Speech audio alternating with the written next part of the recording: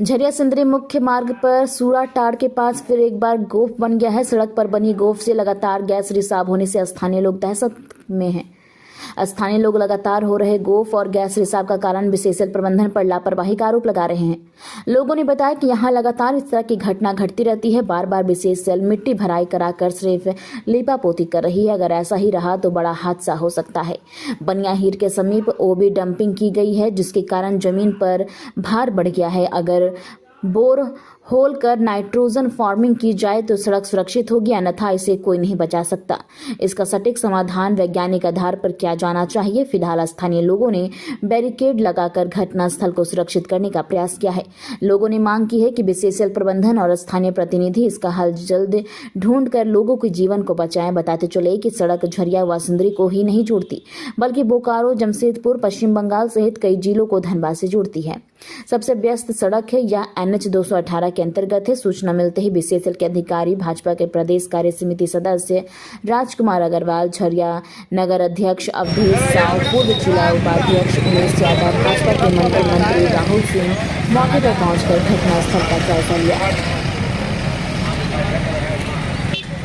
बनियाहीर 4 number कहा जाता है इसे, और इस क्षेत्र के अंदर में पूर्व में भी कई बार सड़कों के ऊपर में इस तरह का घटनाक्रम हो चुका है। और बार बार बीसीसीएल से कहा गया है कि इसको अस्थायी समाधान की दिशा में आप प्रयास करिए, क्योंकि लाखों लोग इस सड़क से प्रभावित होंगे।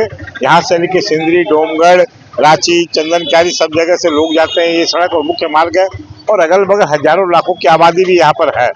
और इन सारे लोगों के लिए अगर स्थायी समाधान नहीं करते हैं तो जनजीवन को असुरक्षित होने में कहीं कोई दिक्कत नहीं है। आज सारे लोग परेशान हैं, और बीसीसीएल और प्रशासन इस पर पूर्णतः ध्यान नहीं दे करके और सिर्फ खानापूर्ति करती है। तो इस बार हम लोगों ने कहा है कि आप विलंब इसका स्थायी समाधान की दिशा में प्रयत्न कीजिए। अभी जो हल करना है, पानी, बालू, बिजली, वो तो आप दें ही, मगर इसका स्थायी समाधान निकालें, जो इस तरह की बार बार की घटना होने के चलते कभी कोई बड़ी घटना का निर्माण यहाँ नहीं हो जाए। हमें याद है कि आज से 8 साल पहले फुलारीबाग में बाप और बेटा दोनों जमींदोज हो गए थे और काफी परेशानी हुई थी।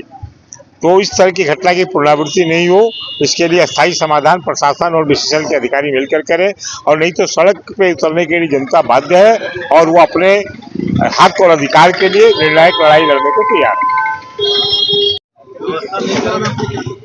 देखिए, ये बनियाहीर मेन रोड है, सिंदरी और धनबाद का ये मेन रोड है, जिससे हजारों लोग पर डे बड़ी से छोटी गाड़ियां तक आवागमन लगा रहता है।